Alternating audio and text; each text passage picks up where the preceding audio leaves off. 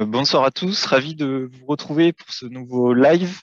Ce soir, c'est un live exceptionnel, étant donné qu'il n'y aura pas une startup comme vous avez l'habitude, mais il y aura trois startups, WeSeed et Semia, qui présenteront le WeClub Santé, ainsi que voilà, les enjeux de ce WeClub, un peu plus en détail sur la proposition d'investissement.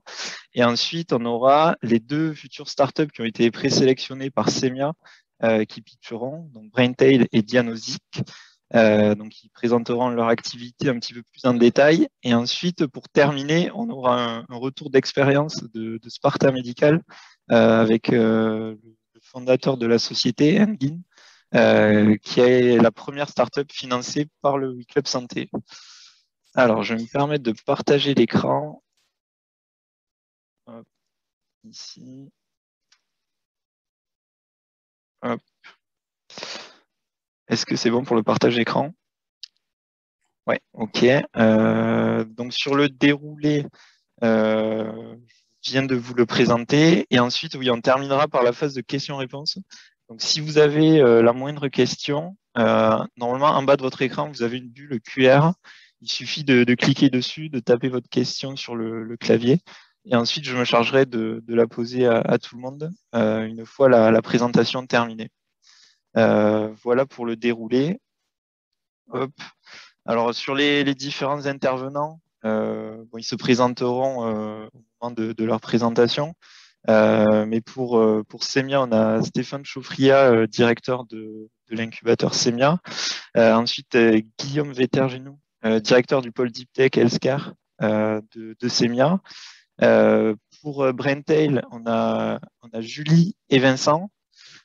Pour Dianosic, on a Marc et Philippe pour la direction de Dianosic. Et pour Sparta, comme j'ai dit tout à l'heure, on aura une guide, mais je les laisserai se présenter un petit peu plus en détail en suivant au cours de leur présentation. Alors, sur la proposition d'investissement du WeClub Santé, alors j'ai essayé de faire assez court, 4-5 minutes avant de laisser la main aux autres intervenants. Alors, la collecte, comme vous l'avez vu, la deuxième tranche du WeClub Santé est en collecte depuis quelques semaines. Cette collecte, elle se terminera le 8 décembre prochain. Donc, soyez attentifs, la mise en place du compteur rouge va arriver très prochainement. Pour rappel, vous pouvez investir à partir de 1 000 euros. Cette opération elle est éligible à la défiscalisation IR à moins 25%, qui est le taux bonifié par rapport aux 18% habituels, et éligible également aux apports cessions pour les personnes morales. Au niveau du processus de sélection, donc on a les startups qui vont pitcher ce soir, qui ont été présélectionnées par Semia. Ensuite, on a un audit qui est réalisé en interne, comme si c'était une startup classique financée sur la plateforme. Et ensuite, on a le comité de sélection qui se réunit. Donc, il s'est déjà réuni une fois pour valider les 3 premières startups. Et il se réunira le vendredi 3 décembre prochain pour prendre position sur ces 2 startups-là. Donc, à ce comité-là, on retrouve un collaborateur Semia, un collaborateur WeSeed, un WeSeeder choisi parmi les investisseurs et 2 experts indépendants. Et ensuite, une fois le dossier validé en comité, la décision finale appartient au WeSeeder. Donc, il y a une phase de sondage qui est réalisée sur la plateforme. On vous donne accès à certaines informations et documents pour que vous puissiez prendre votre décision et valider ou non l'investissement qu'on vous présente. Donc, l'objectif de ce WeClub, c'est de financer, on va dire, au moins 4-5 startups. L'objectif, c'est de verser l'ensemble des fonds avant le 31 décembre de cette année pour des tickets entre 200 000 et 400 000 euros, potentiellement avec des co-investisseurs en capital, et ensuite faire effet de levier avec différents financements non dilutifs, BPI, prêts bancaires, aide de la région, etc., pour permettre des levées de fonds plus importantes en montant, en vue de préparer des séries A notamment plus importantes à horizon 18-24 mois. Ensuite, une fois les fonds, l'investissement réalisé, le suivi s'effectuera un peu comme sur les startups classiques, sauf que les reportings seront semestriels. Et donc là, vous bénéficierez plutôt de l'accompagnement de Semia dans la transmission la transmission et la rédaction de ces reporting. Et l'objectif, c'est un horizon de sortie à partir de 5 ans sur les différentes cibles que le WE Club Santé viendra financer. Alors, si on récapitule, parmi les avantages, donc, par rapport au processus d'investissement classique en action sur la plateforme, là, avec un ticket d'investissement d'au moins 1 000 euros, vous allez devenir actionnaire de WE Club Santé, qui elle-même deviendra actionnaire de 4-5 startups. Ça permet de la diversification à ce niveau-là. Vous bénéficiez ensuite du processus de sélection à la fois de Semia, aussi de WeSeed.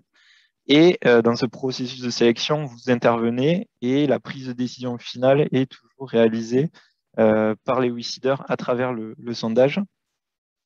Donc la simplicité aussi avec une seule souscription pour investir dans 4-5 startups. Et ensuite, le rôle de ce WeClub-là est d'investir notamment dans des startups peut-être un niveau de maturité un peu plus jeune, donc sur des valorisations moins élevées que ce qu'on a l'habitude de faire, et potentiellement, à terme, un retour sur investissement qui pourrait être plus important aussi. Et ensuite aussi de bénéficier du support et de l'accompagnement de qualité de Semia. Et justement, ça nous amène à passer la main à Guillaume et à Stéphane d'abord plutôt, pour nous parler un petit peu plus en détail de Semia. Merci Maxime. Bonjour à toutes et tous. Je vais vous présenter un peu qui on est et comment on se positionne Semia dans quelque chose qui est un peu plus gros, qui est le réseau Cowork Change, qui est un réseau d'incubateurs qu'on a structuré à l'échelle du Grand Est. Je vais juste passer l'après. Je vais faire des tops pour changer les slides. Top. On est un incubateur qui a été créé il y a une vingtaine d'années. Semia, je vais aller assez vite là-dessus, mais incubateur qui faisait partie de la vague créée lors de la loi Allègre et qui a permis une grosse vingtaine d'incubateurs publics qui avaient vocation à valoriser les travaux de la recherche publique justement à être créés. C'est un incubateur qui a évolué en élargissant son champ d'action en 2009 au-delà des projets issus de la recherche publique et dont on a pris la direction avec Guillaume et le reste de l'équipe qui était fortement renouvelée en 2018. À l'époque, on avait une trentaine de projets qui étaient accompagnés, quelques déjà belles histoires dans le domaine de la santé. Et on a structuré un mode d'accompagnement qui se voulait très opérationnel, très orienté sur, on va dire, une vision pragmatique du sujet, en prenant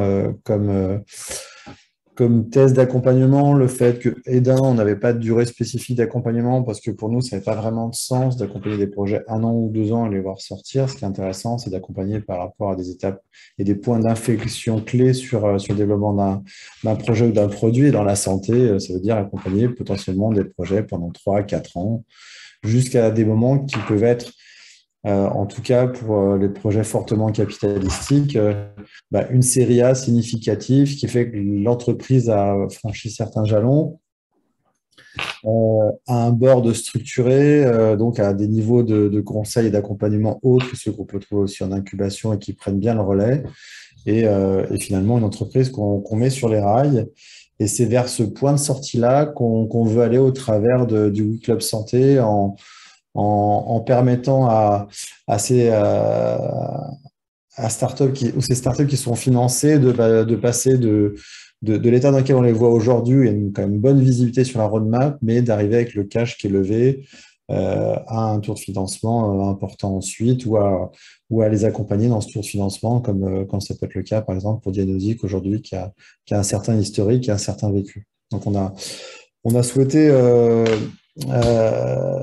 utiliser cet outil pour accompagner finalement la croissance qu'on a constatée au cours des 3 dernières années, avec aujourd'hui une méthode d'incubation qui s'est diffusée sur d'autres territoires. Donc aujourd'hui, au-delà de Semia, on opère 4 autres incubateurs dans le Grand Est, au sein du réseau Quest for Change. Tout ça dans une seule entité qui est notre association, ce qui fait qu'on a un ADN qui est certes public, mais on est une association qui est non-profit, donc l'accompagnement tel qu'on le fait aujourd'hui de nos startups se fait de manière, entre guillemets, désintéressée, si ce n'est dans leur succès. Donc, ce qui nous confère une vraie liberté de ton dans l'accompagnement, mais aussi une vraie envie de les voir réussir parce que c'est finalement le seul marqueur qu'on a de notre propre réussite.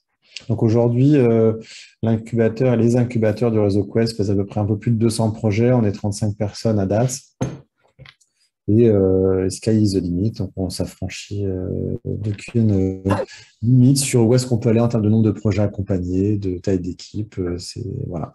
On a une vision très entrepreneuriale du développement de Semia aujourd'hui et du réseau Quest, sachant qu'entre-temps, on a quand même structuré un accompagnement autour de la deep tech avec des partenaires que sont BioValley et notre SAT Connectus, donc le pôle de compétitivité BioValley et Connectus, avec qui on est fortement imbriqué et on opère de manière conjointe le dispositif French Tech Seed qui permet d'obtenir des obligations convertibles jusqu'à 250, voire le double, 250 000 euros, voire le double, et des actions d'accélération à travers un dispositif SIA financé par le ministère de la Recherche.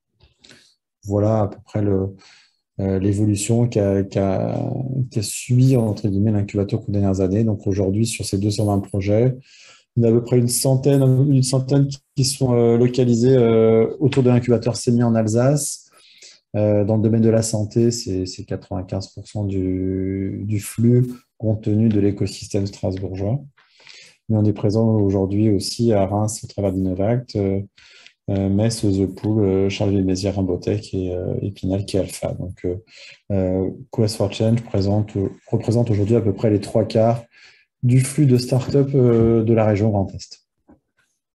Qu'est-ce que ça veut dire après en termes de métriques sur les projets qu'on accompagne? La seule chose qu'on suit, nous, c'est ce qu'on est capable de faire pendant notre accompagnement. Donc, on ne va pas vous présenter le nombre de fonds levés par l'incubateur depuis la nuit des temps avec des centaines de millions. Pour nous, ça n'a pas vraiment de sens. Par contre, les startups, pendant leur phase d'accompagnement cette année, on est à peu près à 35 millions levés, ce qui, nous, est un marqueur quand même de ce qu'on est capable de faire dans l'accompagnement. Et cette famille de 200 et quelques projets pèse à peu près 1100 entrepreneurs et salariés dans les différentes structures. Donc voilà, une belle densité de cerveau, d'énergie à l'échelle de la région. Comme je l'ai dit, un ADN entrepreneurial. Toutes les personnes qui accompagnent les projets aujourd'hui au sein du réseau Quest for Change ont été de l'autre côté. Alors, plus ou moins longtemps, on n'a pas forcément tous les mêmes vécus, mais c'était pour nous un élément essentiel lorsqu'on a constitué l'équipe et on continue de constituer l'équipe toujours avec ce critère qui est pour nous fondamental, c'est que les personnes qui sont en contact des entrepreneurs connaissent cette réalité-là et ont un peu de ce vécu-là. Ça mène plusieurs choses, ça mène une certaine, on va dire, empathie et lucidité par rapport à ce que vivent les entrepreneurs. Ça amène aussi de l'expertise parce qu'on a tous eu un passé opérationnel. Donc, sur certains sujets, on a des réflexes et on a quelques idées. Et puis, ça amène un mindset sur la structure qui est intéressant. On essaie même si on est une association, d'avoir un fonctionnement qui peut être proche de ceux qu'on accompagne. Top. Aujourd'hui, Semia, alors c'est quelque chose qui n'est pas connu ou peu connu parce que c'était un peu la nature de la structure de travailler un petit peu de manière, on va dire, humble et cachée pendant 3 ans quand on a structuré ce pôle santé. Aujourd'hui, avec plus de 50 projets, on devient le premier incubateur santé au niveau national. Et cette chose-là, voilà, on va le porter, on va le faire un peu plus savoir au cours des mois prochains, mais ça permet d'avoir une réelle richesse partenariale au sein de cet écosystème santé et de permettre des partages, des échanges entre toutes ces startups. C'est clairement créateur de valeur aujourd'hui pour les startups qu'on accompagne. Ce que vous voyez là, c'est un peu le panel des projets qui sont accompagnés. Une des spécificités de Semia aujourd'hui, c'est d'avoir un nombre important de projets qui sont exogènes, qui ne sont pas forcément issus du territoire alsacien, mais qui viennent d'autres régions françaises, voire d'autres pays, et qui amènent de la richesse dans toute cette communauté-là. sur ce volume-là de projets, ça n'a pas été une course au volume, hein, en l'occurrence. C'était plutôt des approches qualitatives dans la sélection des projets. Et on constate qu'aujourd'hui, on a, en l'occurrence, sur ce panel-là, une grosse dizaine de lauréats iLab qu'on accompagne en ce moment, et quasiment une vingtaine depuis 2018. Donc, un marqueur, en tout cas, reconnu au niveau national par le ministère sur la qualité des projets techno qui sont accompagnés par incubateur, avec, bien évidemment, comme on vous a dit, de la santé, biotech, medtech, e-santé, mais aussi des choses qu'on retrouve en clean tech, en chimie, en IA, et des passerelles qui se font naturellement entre ces différents secteurs. Next, je peux le miser. Voilà, suite d'après, s'il te plaît. Un point important dans l'approche qui est lié au Club Deal et qui a sous-tendu le fait qu'on travaille avec WeSeed pour créer cet outil. Le diagnostic qu'on faisait et qu'on a fait, en particulier avec Guillaume, sur le financement des startups santé et tech en général, c'est que on a des outils non dilutifs mobilisables de manière forte au travers de BPI, de la région qui est assez pushy en ce sens au niveau Grand Est et engagé auprès des startups et l'outil French Tech Sim, mais qui nécessitait un volume d'equity nécessaire minimal, mais qui n'était pas forcément si délirant que ça. 250, 300K, 400K pour activer toute une chaîne non dilutive. Il n'y avait pas aujourd'hui d'outils financiers qui permettaient, entre guillemets, d'industrialiser cette chose-là et d'accompagner une dynamique, en l'occurrence la dynamique santé qu'on a sur notre territoire. Et c'est pour ça qu'on s'est rapproché de WeSeed pour créer cet outil qui permettait en fait aux entrepreneurs de mobiliser l'ensemble de cette chaîne non dilutive pour arriver finalement à des montants de financement au-delà du million d'euros pour des montants d'equity qui ne sont pas forcément si importants que ça, aux alentours de 300K. Et encore là, on n'a pas présenté un schéma maximisé où il y a encore des options de doubler French Tech Seed, de le monter à 500K, si on a 500K d'equity en face, donc de faire quasiment 1 million d'euros de fonds propres, quasi-fonds propres, sur lesquels on peut mettre une aide au premier développement, qui dans ces cas-là, une ADD, pardon, Deep Tech, qui peut être quasiment du même montant, donc rajouter un autre million en face, rajouter le prêt d'amorçage 300, 100 de la région, donc on peut facilement dépasser les 2 millions, atteindre quasiment 2,5 millions, avec 500 de levée de fonds initiale, donc, ce qui sont des effets de levier assez significatifs et qui peuvent propulser finalement les projets pour lesquels la roadmap est bien calée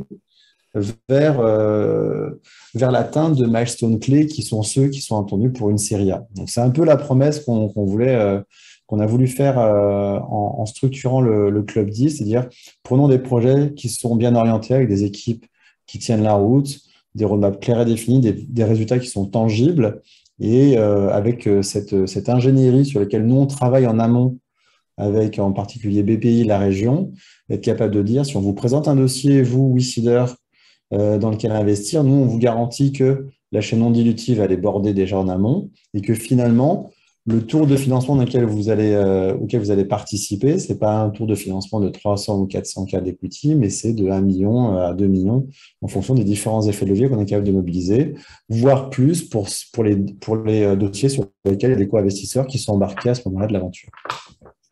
Voilà, c'est un peu cette chose-là qu'on voulait faire et qui a présidé à la création du WeClub Santé et qui, j'espère, rencontrera en tout cas un écho vers vous dans cette volonté de dérisquer au maximum les projets et d'avoir fait des effets de levier maximum pour atteindre les jalons clés de la série A. Guillaume, tu vas prendre le relais, je crois, maintenant. Ok. Prochaine slide, s'il te plaît, Maxime. Merci Stéphane, bonsoir à toutes et à tous. Donc, non, c'est pas celle-là, c'est juste celle d'avant, s'il te plaît. Oui, voilà. Donc, concernant les projets en fait, qui sont accompagnés par CEMIA, ben, ils sont sélectionnés sur des critères qui ne sont pas si originaux que ça. Ce sont ceux en fait, des financeurs publics et investisseurs privés. On les sélectionne, comme vous le voyez sur la slide, principalement bien, sur l'équipe, hein, un grand classique, qui doit être engagé, expérimenté et complémentaire, aussi bien dans les aspects technologiques que business. l'innovation, hein, qui doit être fortement différenciante et doit répondre à un besoin non satisfait d'un marché qui doit être à fort potentiel également. Une technologie protégée et pas trop âgée, c'est notamment le cas et plus vrai en fait pour les biotech. Une preuve de concept minimale, c'est-à-dire que nous n'incluons pas sur des présentations PowerPoint. Par exemple, je vous donne un exemple simple sur les biotech. Ce seront des résultats positifs d'efficacité préclinique in vivo qui seront considérés. Et enfin, concernant la roadmap, je reviens un petit peu sur ce que vient de dire Stéphane. On établit avec eux une feuille de route qui est pragmatique et cohérente avec des jalons clés qui sont bien identifiés pour atteindre cette fameuse série. Prochaine diapositive, s'il te plaît.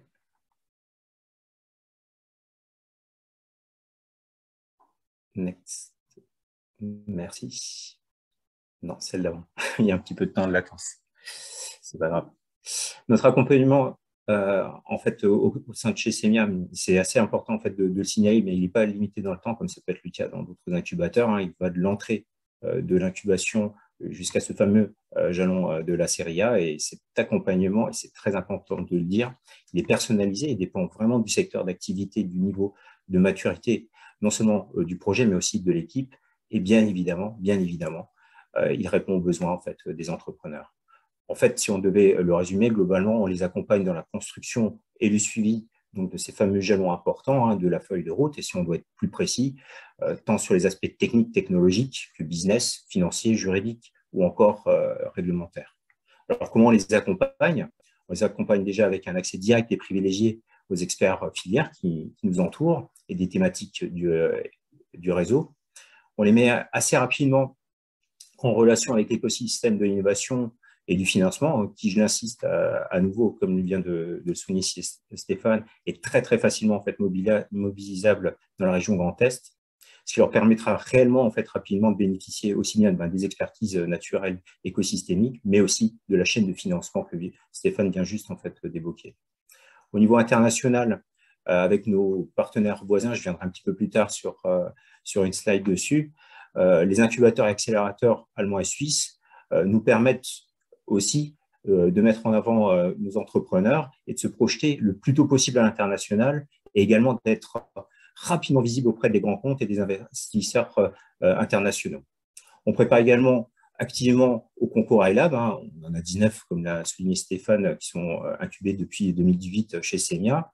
Alors, c'est un travail pour un concours qui est soit très élitiste, mais qui est également très structurant, car cela leur permet de travailler et d'accélérer leur feuille de route de façon très rapide et de façon très pragmatique. C'est aussi un label d'excellence, comme l'a dit Stéphane, au niveau national, mais aussi international, et ça donne aussi également une très belle visibilité et aussi, bien évidemment, un formidable levier qui est non dilutif.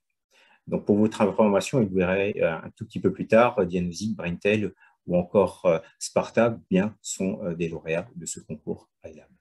Enfin, l'ensemble de ces actions que je viens de décrire à l'instant sont réalisées avec le support du ministère de la Recherche et de la BPI France dans le cadre du programme d'accélération Deep Tech SIA pour cet incubateur accélérateur. On a fait partie de ces 9 premiers lauréats de cette première vague et c'est mené en fait en écosystème avec nos partenaires qui sont BioValley France, SatConnectus ou encore l'IHU, qui nous donnent aussi en fait un certain nombre de startups.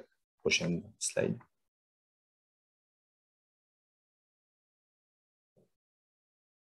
Donc, alors, pourquoi des projets à fort potentiel émergent localement ou viennent jusqu'à nous? Il y a un point fort, c'est qu'ils ont accès à un système d'innovation de référence au niveau international, mais qui est surtout, et j'insiste une seconde fois, très facilement mobilisable. Notre incubateur est situé juste à côté de l'Université de Strasbourg, hein, qui est une référence internationale dans les sciences de la vie.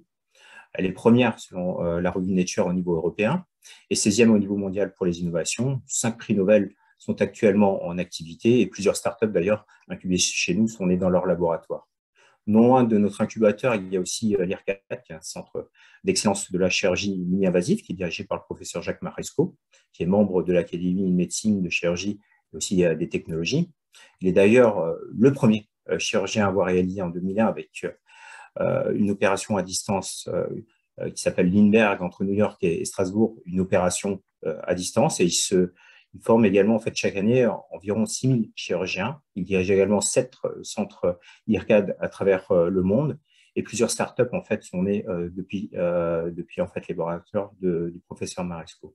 Juste en face de l'IRCAD se trouve l'IHU, qui est un centre d'excellence international de la chirurgie guidée par l'image et qui est membre de notre consortium DeepEst. L'IHU d'ailleurs aussi nous a confié 3 startups, donc Wallon, qui est lauréat du concours iLab 2020 et qui est l'une des 3 startups qui a déjà été financée par le Big Club lors de la première phase. Et en face de l'IHU et de l'IRCAD se construit actuellement NextMed, qui est un technoparc qui sera dédié au medtech et biotech, qui est copialité par le pôle de compétitivité BioValley France, qui fait partie aussi de notre consortium, et qui accueillera sur 30 000 m² des startups de grands comptes, tels que Siemens, General Electric, Medtronic, Storz, et bien d'autres qui sont d'ailleurs déjà présents sur le campus. Prochaine slide. Merci. Alors, sur le volet international, avec nos partenaires allemands et suisses, nous organisons un format de rencontre annuelle qui s'appelle le Trinational Estate Days. Alors, quelle est l'idée derrière cet événement? Bien, tout d'abord, de renforcer les connaissances de nos entreprises sur les particularités des systèmes de santé allemands et suisses et de construire une feuille de route pragmatique pour qu'elles puissent se projeter rapidement vers l'international, mais également l'opportunité d'être visible des grands comptes et des investisseurs et d'avoir la possibilité de les rencontrer sous un format individuel. Et donc, lors de la dernière édition, c'est-à-dire 2020, en octobre dernier, 70 startups, dont les 3/4 sont incubées chez nous, ont été présélectionnées par les acteurs que vous voyez sur cette diapositive, les grands comptes et investisseurs. Un peu plus de 110 rendez-vous ont été planifiés en une après-midi. Et pour votre information, sur la précédente édition, il y a 5 startups ont réalisé un closing, dont un co-investissement qui sera prochainement annoncé avec une startup qui a été financée lors de la première phase du Big Club Santé. Prochaine slide. Donc, voici un échantillon des dernières levées, en fait, des startups incubées chez Semia. On retrouve en haut à gauche RDS, qui est une medtech qui est établie à l'IRCAD et qui développe un patch connecté pour suivre à distance les principaux paramètres vitaux des patients pour une intervention chirurgicale. Les premiers développements ont été réalisés à Palo Alto et ils se sont installés à Strasbourg, à l'IRCAD, chez le professeur Maresco. Leur CEO est Elie Blobel, ancien directeur d'Orange Healthcare, et leur président Sam Ellet, ancien patron d'Applied Biosystems. Ils ont levé il y a quelques mois 4 millions d'euros, justement pour réaliser leur premier essai clinique et sont également en fait lauréats du concours iLab 2020. Au centre, on retrouve une spin-off de Harvard Medical School qui souhaite rester discrète et qui a déjà réalisé en 2021 une opération de 5,2 millions d'euros d'equity, sans compter en fait les événements en fait non dilutifs, ce qui nous porte à un peu plus de 7,2 millions d'euros. En haut à droite, on retrouve Biodol Therapeutics, une biotech qui développe des composés première classe, first class, pour le classement de la douleur neuropathique et qui a fait une levée de fonds de près de 4,5 millions d'euros en 2020 et sont également lauréats du concours iLab et dans le top 100 du magazine Challenge. En bas à gauche, et ils sont présents ce soir, Diagnostic, MedTech Biotech, qui vont se présenter dans quelques instants auprès de vous et qui développent des solutions dans la prise en charge des saignements intranasaux, de la sinusite et de la rhinite chronique. Et ils ont déjà réalisé une première levée de fonds en 2020 de 1,3 million d'euros. Concours iLab 2019, Top 100 Challenge, et ils ont obtenu cette année le prix du SNITEM du public et ils se présenteront à vous dans un court instant. Donc, ce que je vous propose maintenant, c'est de continuer la présentation avec les 2 sociétés qui sont candidates et puis une société en fait, qui a déjà bénéficié en fait, du financement en fait, de BICID.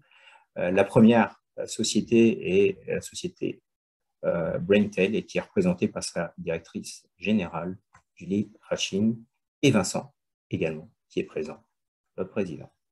Julie, Vincent, c'est à vous. Merci Guillaume.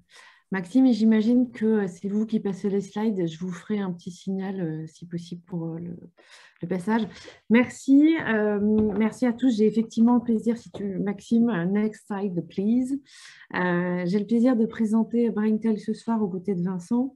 On est tous les 2 cofondateurs de l'entreprise. Vincent, on assure la présidence à la direction scientifique. Moi, la direction générale, avec des parcours complémentaires, Vincent étant ingénieur PhD et ayant développé une partie des outils qui sont les nôtres aujourd'hui, et moi ayant un parcours plutôt côté investisseur et entrepreneur, évidemment entouré de compétences tout à fait exceptionnelles d'un point de vue à la fois opérationnel mais aussi stratégique. D'un point de vue stratégique, on a notamment un conseil d'administration avec 3 représentants des cofondateurs, et ça me permet de vous présenter le professeur Pubasset qui est à l'origine de la question clinique à laquelle on a souhaité répondre avec Braintel et que je vais évidemment détailler un petit peu dans la présentation. Louis est médecin réanimateur et il est à la Pitié-Salpêtrière en charge notamment de toute la gestion des pôles médicaux d'anesthésie-réanimation. On a 2 représentants de Business Angel, donc Paris Business Angel et Angel Santé, qui sont également dans notre comité stratégique, ainsi que 2 membres indépendants, dont Nitsa Thomasson, qui est Venture Partner dans plusieurs fonds d'investissement dédiés à la santé en France, et qui a un parcours clinique, ainsi que Spiros Artavanis Tsakonas, qui est grec, comme son nom le laisse entendre, professeur au Collège de France, professeur au Massachusetts General Hospital à Harvard et ancien directeur scientifique de Biogen. Prochaine slide, Maxime, si possible. Merci beaucoup. Alors, Braintel est en fait la société de la matière blanche, si je le résume ainsi. La matière blanche, alors qu'est-ce que c'est? C'est les câbles du cerveau. Tout le monde connaît la matière grise, on en parle dans le langage courant. La matière grise, ce sont les corps des cellules. C'est en fait ce qui contient le noyau, mais ce qui permet aux cellules de discuter entre elles, entre les zones du cerveau de discuter entre elles, ce sont les câbles. Et ces câbles, ce sont des axones. Et ces axones sont recouverts, sont entourés en fait de feuilles, de feuillets, de myéline, qui est une protéine toute blanche. C'est pour ça que ça s'appelle de la matière blanche. Et la myéline permet, comme la gaine des câbles de cuivre pour le passage de l'électricité, de permettre la transmission du signal d'un neurone à l'autre ou de certaines zones du cerveau aux autres. Et alors, vous comprendrez aisément que les altérations de la matière blanche, qu'elles soient pour une cause dégénérative ou accidentelle, vont impacter de façon temporaire ou définitive les fonctions cérébrales. Aujourd'hui, on a essayé de lister les maladies ou les situations qui touchaient la matière blanche. Et plutôt que de vous faire un inventaire à la Prévert de toutes les maladies qui peuvent être touchées, on n'a pas trouvé de situation aujourd'hui qui n'aurait pas d'impact sur cette matière blanche. Et en fait, la fonctionnalité de ce câblage, de cette articulation de matière blanche dans le cerveau, est directement liée à l'intégrité de cette couche de protectrice qu'on appelle la myéline et qui est ce que Braintel va venir mesurer. Maxime, prochaine slide si possible. Merci beaucoup.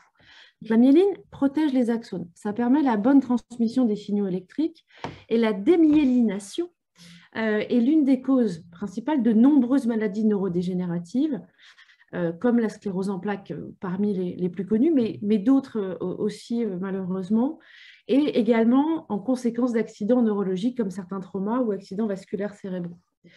La susceptibilité à une progression de la maladie, l'intégrité de la fonctionnalité du câblage doivent être évaluées objectivement pour pouvoir prendre en charge les patients de façon adaptée. Prendre en charge les patients de façon adaptée, ça veut dire à la fois être capable de déterminer le stade de la maladie, mais aussi pouvoir suivre l'efficacité des traitements qui vont pouvoir leur être proposés. Aujourd'hui, il n'existe pas de méthode, alors on a précisé non invasive, mais en vrai, invasive non plus, robuste, reproductible, pour mesurer l'intégrité de la myéline. C'est absolument essentiel et c'est ça qui va permettre le dépistage, le diagnostic, la mise sous traitement et le suivi des progressions des maladies, voire, on le verra un petit peu plus tard, la pronostication pour permettre la prise de décision en milieu hospitalier. Prochaine slide, Maxime. Merci beaucoup. Alors, vous l'aurez compris, les altérations de la myéline se retrouvent dans une population croissante aux très forts besoins. On a listé, ne serait-ce que sur les 5 principaux pays européens et les États-Unis, on a essayé de calculer le nombre de patients qui potentiellement sont concernés par ces atteintes caractérisées de la myéline. Il y a plus de 310 millions d'habitants aujourd'hui, c'est un individu sur 8 au global. Et en fait, pour cette population qui est on va dire, encore malheureusement en croissance. Les solutions de BrainTel vont permettre d'identifier les patients à risque, de fournir des informations pour un diagnostic précoce, d'évaluer l'efficacité d'un traitement, comme je vous le disais, et la prise de décision au milieu hospitalier. Prochaine slide, Maxime. Merci beaucoup. Les bénéfices démontrés de BrainTel concernent évidemment les patients, avant tout les professionnels de santé, mais aussi les acteurs biopharmaceutiques. En effet, BrainTel va proposer des biomarqueurs et des outils de décision pour suivre les maladies, qualifier, stratifier les patients et prendre des décisions à l'hôpital au travers d'une plateforme de solutions propriétaires qui sont validées cliniquement et qui sont disponibles sur le marché depuis le mois de mars 2020, avec un premier marquage CE qui va être renouvelé sous le nouveau règlement pour ceux d'entre vous qui connaissent les évolutions réglementaires européennes. Prochaine slide, Maxime. Merci. Et comment on fait? Pour faire ça, on exploite, on ouvre complètement le potentiel d'une technologie d'imagerie par résonance magnétique, l'IRM, qui est une IRM spéciale, qui est l'IRM de diffusion. Et cette IRM de diffusion, elle va venir mesurer la contrainte de l'eau dans le cerveau. Et ces données de mesure de contrainte de l'eau vont pouvoir être transformées en biomarqueurs de décision par 3 étapes sur lesquelles BrainTel a des positions propriétaires et protégées, qui sont la calibration, pour venir corriger les biais d'acquisition et permettre de comparer un patient à un autre patient ou volontaire sain et d'un centre d'acquisition à un autre. Standardiser, établir des mesures de référence qui vont permettre une vision relative de l'état du patient par rapport à la population et bien sûr valider cliniquement. Avoir de l'information ne suffit pas, il faut qu'elle ait une pertinence clinique et il faut qu'il y ait on va dire une adhésion de la part des médecins qui vont de facto s'en emparer. Et c'est ça qui nous permet d'avoir un suivi efficace de la sévérité de l'atteinte de la myéline et de l'évolution clinique d'un patient donné. Prochaine slide, Maxime. Merci beaucoup. Je viens au premier produit, qui est une preuve de concept en réanimation. On a un portefeuille de produits en développement dans d'autres indications, pas uniquement pour la réanimation, mais aussi pour certaines maladies neurologiques et neurodégénératives qu'on pourra présenter si vous avez des questions. Ce premier produit en réanimation, il va adresser les patients qui se trouvent dans une situation de coma, soit après un arrêt cardiaque ou un traumatisme crânien. Et on considère aujourd'hui qu'à peu près 120-130 000 patients chaque année seraient directement éligibles à l'utilisation de cet outil de pronostication, qui est un outil de pronostication qui répondait à la question clinique de comment prendre une décision difficile lorsqu'on ne sait pas quel est l'état de fonctionnalité du cerveau des patients qui sont dans le coma. Ils ne peuvent évidemment pas s'exprimer, il n'y a pas de signe clinique évocateur.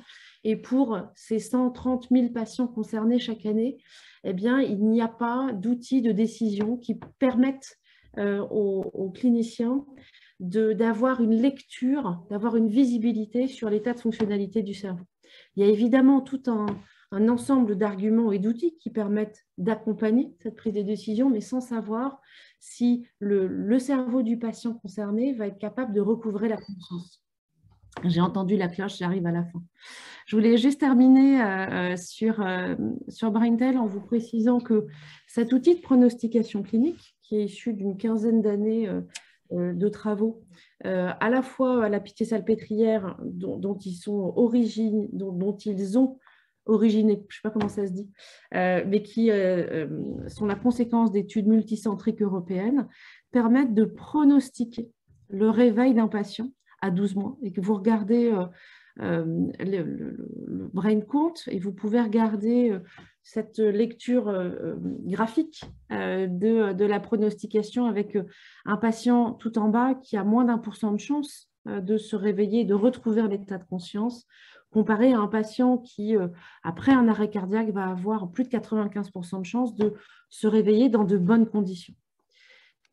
Dernière slide, je crois, Maxime, si possible. Merci beaucoup. On voulait juste terminer en présentant les étapes de création de valeur de l'entreprise.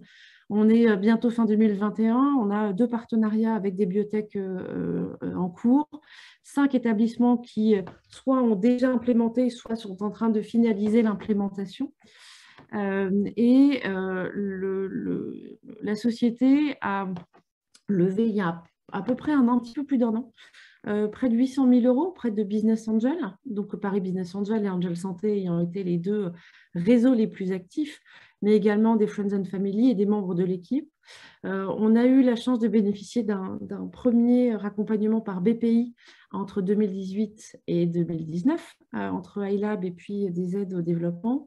On compte sur vous aujourd'hui pour nous aider à passer d'une société qui aujourd'hui a des dispositifs médicaux, qui répond aux normes ISO 13485, qui répond évidemment aux exigences européennes de protection des données personnelles, de passer à une prochaine étape pour, dans les 2-3 ans, avoir un plan extrêmement clair, lisible et qui est déjà démarré aux États-Unis, d'un point de vue commercial bien évidemment, avec 50 établissements implémentés d'un point de vue hospitalier et 5 partenariats en termes d'implémentation de nos marqueurs pour arriver sur une stratégie d'expansion à une sortie en 2028-2029 sur la base d'au moins 15 partenariats signés, de plus de 200 établissements équipés.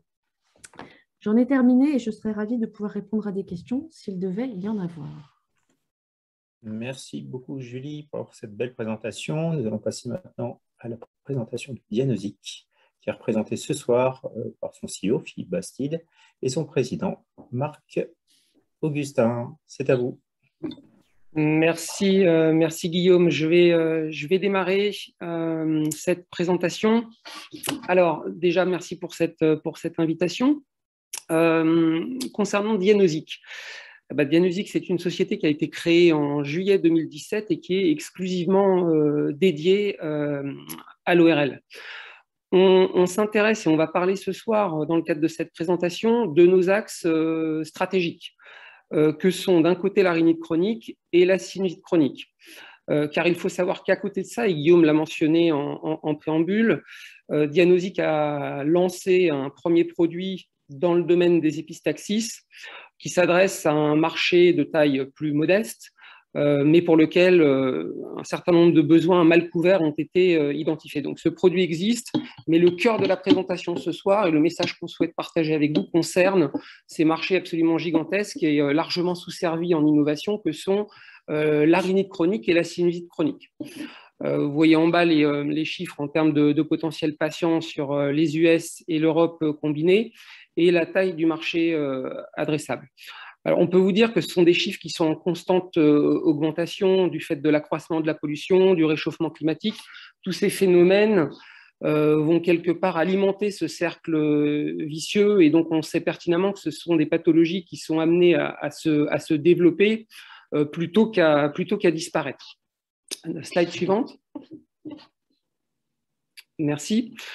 Alors, l'équipe qui porte ce projet est bien évidemment dédiée à son exécution et on retrouve un certain nombre de personnalités, outre Marc Augustin, que vous voyez en haut à gauche, qui est le président de Dianozic et cofondateur, et le professeur Christian Debry, qui est également à l'origine de ce projet, cofondateur, chef de service ORL à l'hôpital universitaire de Strasbourg. Outre ces deux personnalités et moi-même qui sommes les cofondateurs, vous retrouvez un certain nombre de profils qui viennent du monde de la pharma et du monde du dispositif médical, ainsi que du monde de la recherche, en particulier sur tout ce qui va toucher aux polymères résorbables et aux biomatériaux. Donc on a une équipe qui est très expérimentée, très qualitative pour porter ce projet et le mener à son terme. Slide suivante.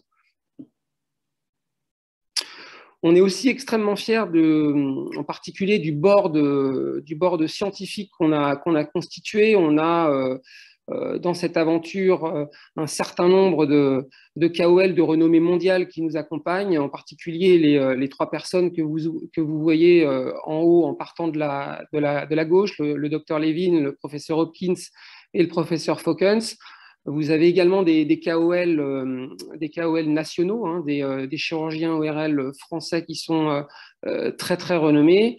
Et puis, un neurochirurgien, le professeur Frolich, qui nous accompagne, qui est lui aussi également renommé au niveau international sur ce projet. Le professeur Vico est très important pour nous, et je le mentionne explicitement, car nous attachons beaucoup d'importance au développement de data clinique, et donc avoir un méthodologiste de cette qualité qui nous accompagne est pour nous un gage de crédibilité extrêmement important. Sur le board stratégique, on a des personnalités qui viennent du monde du dispositif médical, de la pharma, de fonds d'investissement et du service, je dirais, à l'industrie pharmaceutique et à l'industrie du dispositif médical. Slide suivante. Merci. Alors, on va planter un petit peu le décor concernant la sinusite et la rhinite chronique.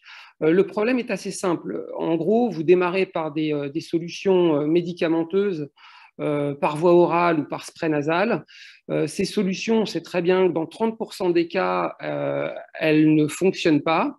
Et en plus de ça, ce qui vient alimenter quelque part ce taux d'échec, vous avez un taux d'observance au traitement qui est relativement faible. 50% des patients ne prennent pas correctement leur traitement. Et donc, quand vous êtes en échec, assez rapidement, la seconde ligne de traitement va être la chirurgie. La chirurgie, ça cause des dommages irréversibles aux tissus et aux structures osseuses.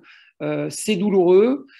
Ça génère des arrêts de travail relativement longs et surtout, les patients en ont une perception extrêmement négative. Et dans le domaine de l'ORL, vous avez plus de 80% des patients qui sont éligibles à une intervention chirurgicale qui la refusent, ce qu'on appelle en anglais les watchful waiters, parce que justement, elle a mauvaise réputation et qu'ils ne souhaitent pas y aller. Donc, vous avez des patients qui tournent en rond dans le système, qui reprennent des traitements médicamenteux, qui ne fonctionnent pas, et vous avez ce fameux cercle vicieux comme ça qui s'installe au long cours, et éventuellement, les patients vont finir par une chirurgie, parce qu'il n'y aura pas d'autres solutions proposées. Slide suivante. Donc, nous, ce qu'on propose dans ce cadre-là chez Diagnostic, c'est vraiment un changement de paradigme.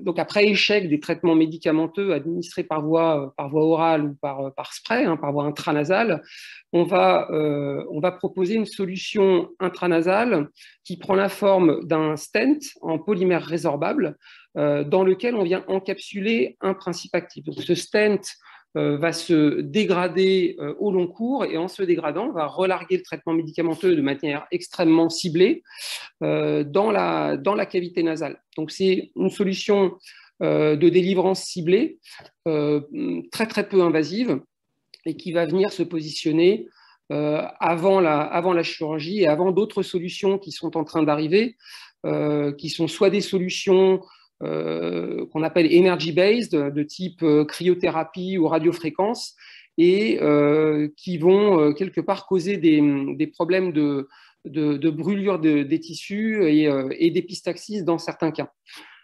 Alors, on a perdu la présentation. Voilà, merci. Même chose pour la sinusite, hein, on a des solutions aujourd'hui qui sont des solutions qu'on appelle sinuplastie par ballonnet, mais qui n'ont pas vocation à traiter la pathologie sous-jacente, mais plus les symptômes.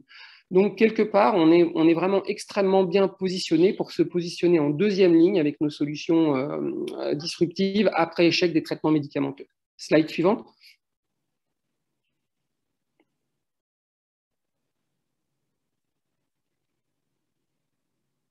Merci. Donc, si on essaye de résumer hein, pour la sinusite et la rhinite, le panorama par rapport aux principaux comparateurs. On va essayer de faire un effort de synthèse et de se focaliser sur les points essentiels.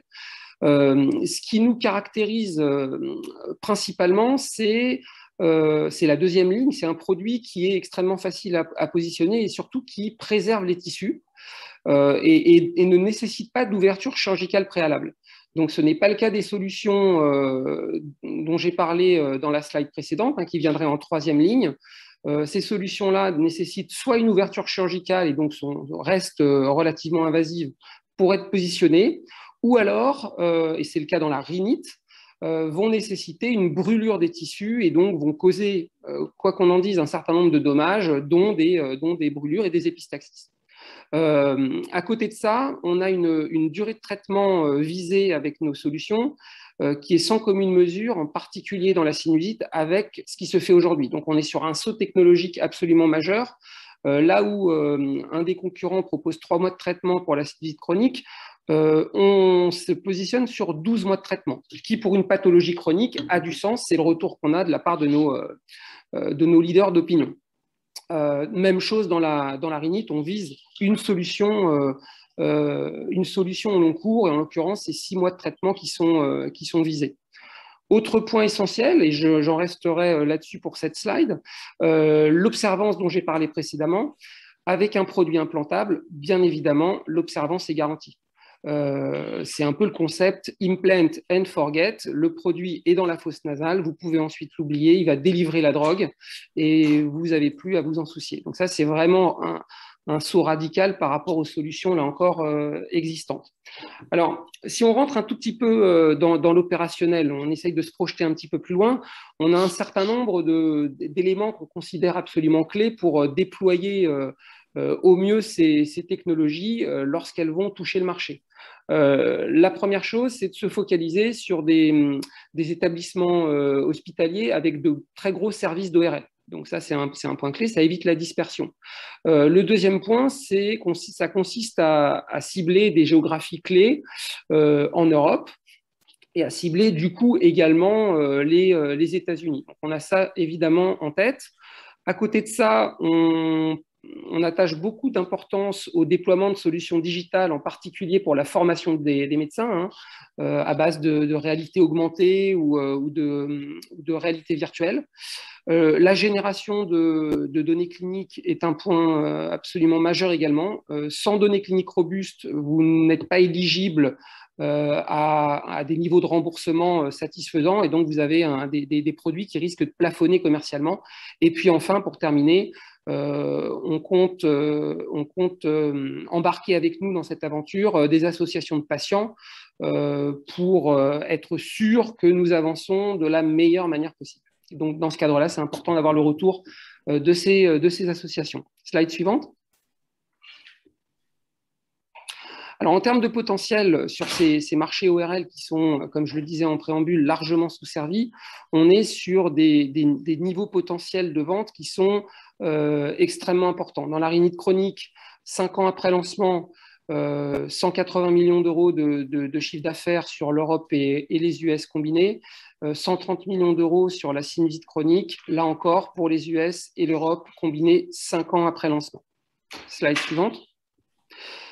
Non content de nous intéresser à la rhinite et à la sinusite, ce type de technologie résorbable intranasale a vocation à s'implanter également dans d'autres pathologies. Donc, on a déjà identifié avec nos leaders d'opinion, en particulier 2 autres verticales, que sont la migraine chronique et les douleurs faciales chroniques, où ce type de solution pourrait présenter un intérêt. Et on voit que là encore, en termes de marché adressable, en particulier en valeur, on est sur des marchés qui sont importants. Vous avez sur la partie droite, par ailleurs, les causes qui amènent à ces problèmes de migraine chronique et de douleurs faciales chroniques. Ça peut être une consommation excessive de médicaments, de caféine, des soins dentaires, l'obésité également, la dépression, tout ça alimente en gros ce type de douleur chronique. Slide suivante. Je vais passer la main à Marc pour les slides qui suivent. Voilà, je remets mon micro. Merci Philippe. Donc, je vais essayer d'être bref. Évidemment, tout ce travail nécessite que l'on maîtrise bien notre stratégie de financement. Donc, comme l'a mentionné Guillaume en début d'intervention, on a déjà levé 1,5 million qui nous a permis quand même d'avancer assez loin dans notre projet. Et là, maintenant, on est sur un besoin de 8 plus 4, comme vous pouvez le voir ici, de 12 millions d'euros, mais qui serait en 2 tranches. Une première tranche de 4 millions et ensuite une deuxième tranche qui viendrait complémenter de 8 millions pour atteindre les 12 millions. Et dans ces 4 millions, le besoin est de 2 millions en equity et le reste étant fourni par du non dilutif. ce qui est un peu l'objectif d'ailleurs, si j'ai bien compris, de cette opération WeSeed. Et on a une chance, nous, c'est que nous sommes agréés Deep Tech par la BPI, ce qui nous permet, en face de l'equity, d'1 € d'equity, de mettre 1 € de non dilutif à concurrence de 2 millions d'euros. Donc ça, c'est plutôt la bonne nouvelle pour nous. Et effectivement, cette opération avec vous, les WeSeeders, nous permettrait de compléter ces 2 millions d'euros d'equity. Et ça nous permettrait notamment de financer une phase très importante pour nous qui va arriver, qui est l'étude animale pour notre produit pour la rhinite chronique. Donc, ces 12 millions d'euros nous permettront de terminer la phase 1-2 pour la rhinite chronique et de commencer celle pour la sinusite chronique et de bien avancer donc sur toute la partie clinique qui va être critique pour qu'on puisse atteindre un certain nombre de milestones qui nous permettront d'être très séduisants pour des fonds d'investissement pour le tour d'après, qu'on évalue aujourd'hui, mais c'est toujours difficile, à 14 millions d'euros, mais ce n'est qu'une estimation. Donc, l'idée de manœuvre pour nous, c'est de bien sécuriser cette première tranche de 4 millions et on pense que ce projet pourrait peut-être vous intéresser et on serait ravis évidemment de vous accueillir chez nous. Slide suivante. Alors, ça, c'est toujours satisfaisant pour l'ego, mais bon, après tout, c'est quand même un certain nombre de reconnaissances qui nous ont été attribuées. Donc, on a, comme l'a dit Guillaume au début, on a été lauréat du concours ILAB. C'est quand même un concours très compétitif. Ça a été un gros travail, hein, Guillaume, tu t'en souviens. Ça a été un gros travail pour pouvoir élaborer le dossier qui nous a permis d'être lauréat. On est, comme je l'ai dit, donc agréé Deep Tech, donc je n'y reviens pas. On a été sélectionné parmi les 100 startups où investir en 2021 par la revue Challenge. Et puis, on a eu, ça c'est un succès d'estime, le prix du public du SNITEM. Voilà. Donc, c'était satisfaisant pour la slide suivante. Donc, finalement, si on essaie de résumer un peu pourquoi il est intéressant, on pense qu'il est intéressant d'investir chez nous. D'une part, Philippe l'a bien indiqué, on a un pipeline de technologies innovantes pour lesquelles on est très, très confiant. On est notamment avec notre gamme Harris là, pour la sinusite chronique et la rhinite chronique sur une plateforme qui associe un polymère et un principe actif qui a beaucoup d'applications potentielles et Philippe en a évoqué quelques-unes. Et c'est en plus une technologie qui est de plus en plus maintenant utilisée pour traiter des maladies de ce type. On a évidemment une équipe qu'on considère comme étant très expérimentée, comme vous l'avez pu le voir. On a un board scientifique qui est vraiment de très bonne qualité, avec des KOL très connus, en particulier à l'international. On a mis des efforts très particuliers sur l'IP, c'est-à-dire toute la protection de notre propriété intellectuelle, et on a des brevets qui sont solides pour protéger nos inventions et évidemment des études de liberté d'exploitation qui vont avec.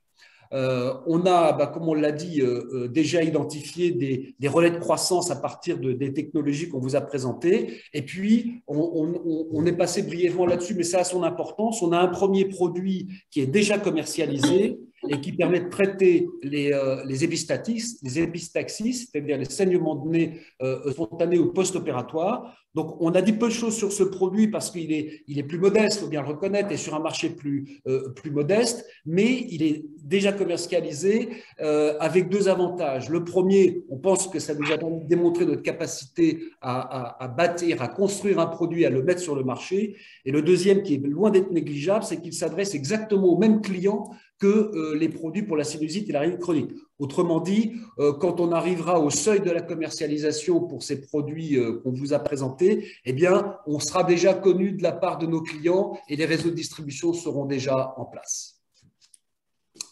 Voilà. Voilà. Il me reste qu'à vous remercier. Merci Philippe et Marc pour cette très belle présentation, très claire. Je vous propose maintenant de passer la parole à Engin Vrana, qui est CEO de Sparta Medical, et qui, je vous le rappelle, a été l'une des 3 premières startups financées par le 8 Club Santé lors de la première phase. L'idée, Engin, serait que tu représentes rapidement l'activité de ta société et puis, dans un second temps, peut-être de préciser comment ce financement va dynamiser le développement de ta société et surtout te permettre d'atteindre plus rapidement les prochaines étapes clés pour ta société. Engin, c'est à toi. Merci beaucoup, Guillaume. Bonsoir. Sparta Medical, c'est une société qui développe des revêtements pour les dispositifs médicaux avec les propriétés antimicrobiales, antivirales et anti-inflammatoires. On travaille avec les autres fournisseurs et on développe notre propre produit pour utiliser pendant la chirurgie pour éviter toutes les infections bactériennes. On avait un besoin de 1,5 million d'investissements au début en 2021 pour finaliser notre produit et aussi aller plus loin dans notre activité co-développement avec les multinationaux. C'est difficile à obtenir ces montants de juste une source. Donc, on avait quelques associations engagées déjà. Et notre histoire avec VCIT a commencé en février 2021. On a fait une partie de VC Santé avec l'aide de SEMIA. Et pour nous, l'avantage c'était comme vous avez vu au début, c'est une structure et processus très clair, avec une timing bien définie. Donc, on peut faire notre planification en fonction de ça. Les communications des levées, c'était plus parfait par VCIT. On a fait une partie de ça, mais c'est encore était plus facile si on essaie de faire une levée de fonds nous-mêmes. Et ça nous aidait aussi à engager les autres investisseurs. Un autre groupe est venu après le commencement des VCIT et ça créait des intérêts sur les sociétés. Donc, plupart, c'était un processus assez facile et c'était fini en octobre et on a déjà obtenu le financement. Et le plus grand avantage était, comme c'était un processus bien cadré, bien défini, on peut se concentrer dans nos autres activités pendant le levée de fonds. On a consacré moins de temps qu'on a anticipé. Et ça crée des avantages. Et, par exemple, la semaine prochaine, on va finaliser un contrat avec un multinational sur les soins des plaies. Et si on doit faire juste les levées de fonds, ça ne va pas être possible. Et on a aussi soumis un projet de EIC Accelerator. On a fait les finales et j'espère qu'on va savoir la semaine prochaine. Donc, c'était un processus qui nous aidait à avancer dans notre développement et en même temps trouver l'argent dont on a besoin. Et comme c'était évoqué au début, avec et tous les projets que vous avez vus, c'était déjà enregistré dans les BPI, déjà évolué par les BPI. Donc, toutes les parties des leviers, c'est assez facile. C'était le cas pour nous. Après les finalisations des levées de fonds, maintenant, on est en train de finaliser les parties avec BPI, qui va être au moins 800 000 euros jusqu'à 1,6 million d'euros, qui va nous aider à aller plus vite et faire notre milestone. Donc, en général, c'est ce que je peux dire sur notre expérience avec VCIT. J'espère que j'ai répondu à toutes tes questions, Guillaume. Super. Oui. Merci Maxime, c'est à ton tour, je te laisse guider le Q&A, si tu me permets. Alors, on a un petit peu dépassé l'heure prévue sur la fin du live. Donc je pense qu'on va pouvoir arrêter là. Je pense que les présentations de tout le monde étaient très complètes. Et puis ça permettra plutôt aux WeSeeders de regarder le replay pour ceux qui ne pouvaient pas être disponibles à cette heure-là. Et ensuite, je pense que le mieux, c'est de centraliser les questions dans l'espace commentaire. Et on se chargera d'y répondre dans un second temps, si ça convient à tout le monde. J'en profite pour remercier tout le monde, remercier les WeSeeders présents en direct, merci Guillaume et Stéphane pour avoir présenté Semia, Julie et Vincent pour Braintail, Philippe et Marc pour Dianosic et Engin qui faisait son second live pour Sparta, pardon. Merci à tous. Pour ceux qui sont arrivés un petit peu en retard, le replay sera disponible normalement dès demain sur la page WeSeed.